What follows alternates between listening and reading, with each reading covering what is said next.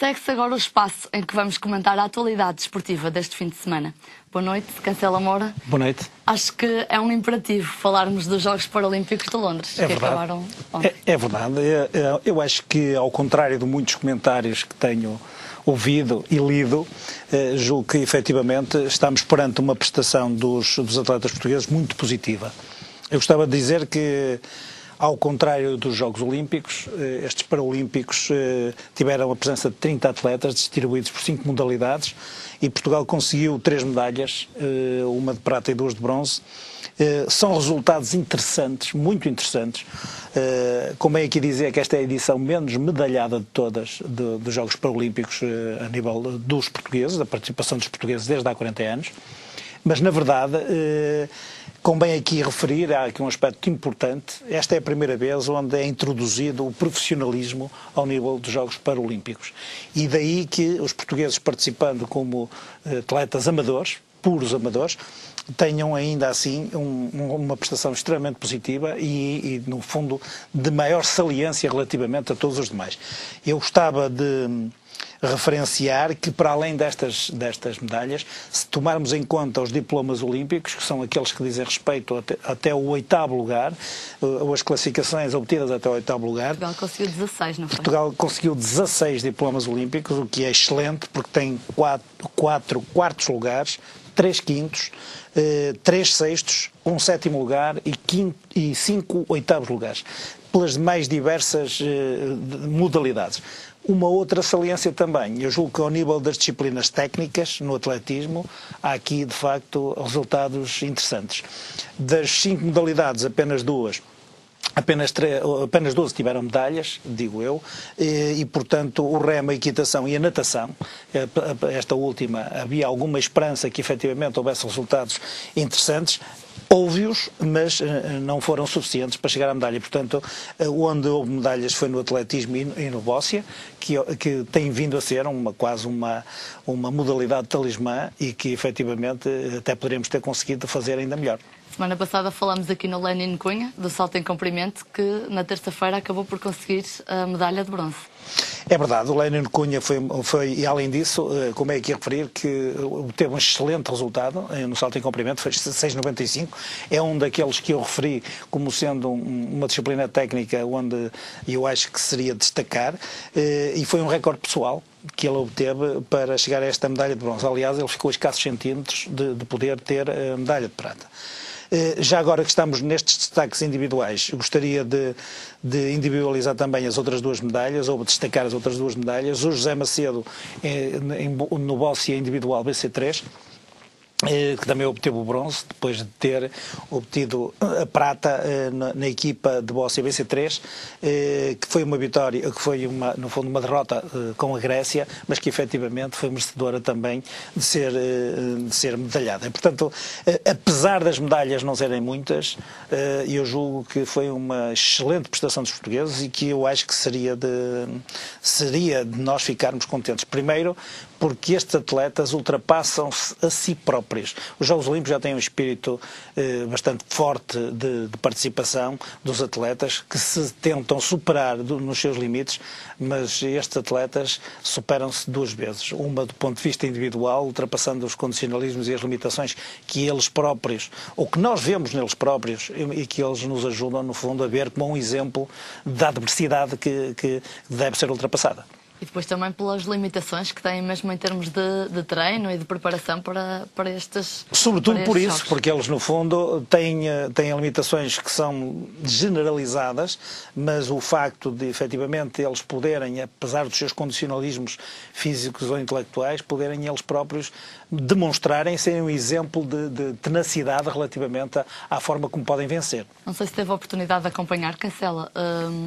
Havia jogadores que criticavam, portanto, as condições de treino, como já aqui referi, mas o chefe da missão portuguesa, Carlos Lopes, não foi da mesma opinião. É verdade, na parte final até julgo que foi um bocadinho surpreendente e eu vi alguns comentários sobre de alguns atletas que, segundo o Carlos Lopes, disse que quando chegasse a Lisboa que haviam de esclarecer e que provavelmente até haveria apuramento de responsabilidades disciplinares e julgo com alguma razão.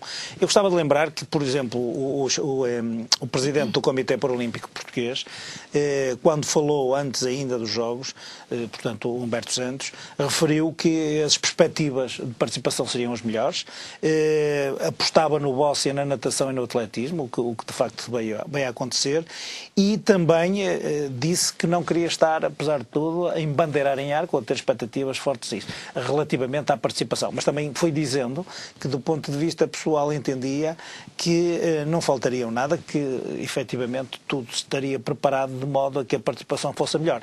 Foi surpreendente essas declarações, presumo que estão centradas num único atleta, pelo menos para já, mas que efetivamente agora vamos ver, ou esperar para ver, em termos de declaração, aquilo que pode acontecer na sua chegada a Portugal. Passando agora para o hóquei patins, já está a decorrer em Paredes desde ontem o Campeonato Europeu da modalidade, que volta ao formato antigo, de todos contra todos, Cancela Moura. Sim, é verdade. Julgo que a grande novidade em termos competitivos desta edição do Campeonato da Europa é jogar, portanto, todas as equipas contra todas as equipas num verdadeiro campeonato, não é? Numa espécie mesmo de campeonato, onde quem tiver o maior número de pontos eventualmente será o campeão, mas na verdade o último jogo será aquele que é esperado com mais expectativa, presumo, porque não sei sinceramente a forma do sorteio, mas deu um Portugal-Espanha para o último jogo, e julgo que esta é a grande inovação.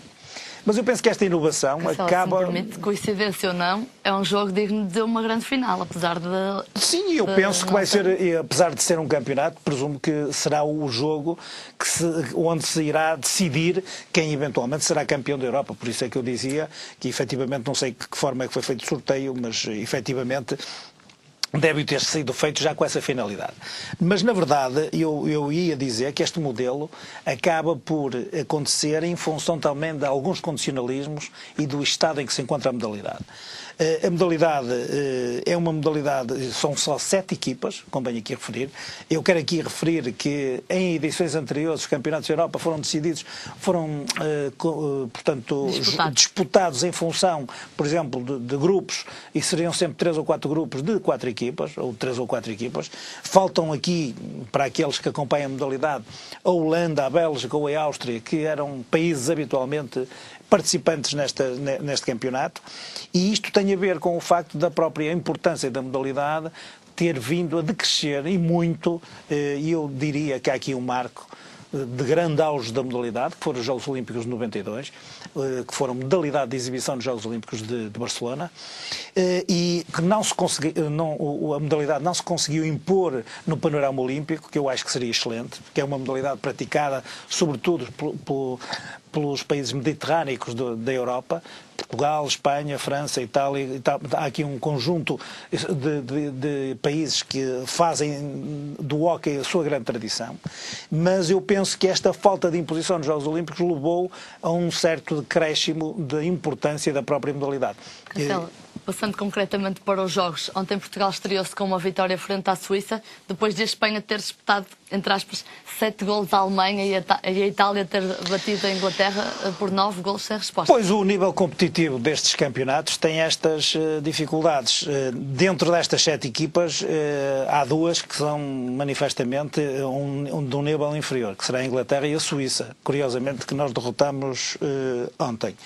Relativamente àqueles que disputam o campeonato, eu diria que está Portugal, Espanha e eventualmente a Itália intrometer-se aqui e ali. Convém aqui dizer que a Itália só foi 2 vezes campeã da Europa, não foi assim tantas vezes, mas tem sido um habitué nos segundos e nos terceiros lugares, portanto tem sido uma equipa de pódio durante muitos anos e portanto admito que sejam do conjunto destas 3 equipas que isso possa acontecer. Por outro lado, Todas as outras, e neste caso as outras seriam a França e a Alemanha, poderão fazer aqui um ou outro resultado inesperado. Eu, sobre o jogo de ontem, quero dizer que o próprio selecionador, apesar de se ter mostrado satisfeito, acabou por dizer que, mesmo sendo superiores à Suíça, que o resultado que estaria muito abaixo das próprias expectativas, e espera que haja uma maior fluidez relativamente a isto. Cancela, para acabar este comentário, apesar do favoritismo da Espanha, Portugal pode conseguir ser campeão europeu? Eu acho que convém aqui referir que Portugal não é campeão há 14 anos, a Espanha foi campeã nas últimas 6 edições, isto é, desde que Portugal foi campeão, nunca mais houve outro campeão que não seja a Espanha, e eu penso que nós, mesmo assim, por jogarmos em casa, teremos essa possibilidade. Eu só queria uma nota final, agora para referir, de entre estas questões que estou a referir, que podem fazer a diferença para a Espanha, Portugal tem um 5 inicial muito interessante, tem 3 jogadores que têm 100 ou mais internacionalizações, tem uma equipa base entre o Porto e o Benfica, e o Reinaldo Ventura, o Ricardo Barreiros e o Walter Neves, a par, obviamente, do guarda-redes, que é o Ricardo Silva. Penso que Portugal pode fazer a diferença pela qualidade individual destes jogadores que têm muita experiência. Obrigada, Cancela. A ver, vamos até onde nos leva a seleção portuguesa de hóquei patins, campeonato europeu que se realiza no decorrer desta semana em Paredes.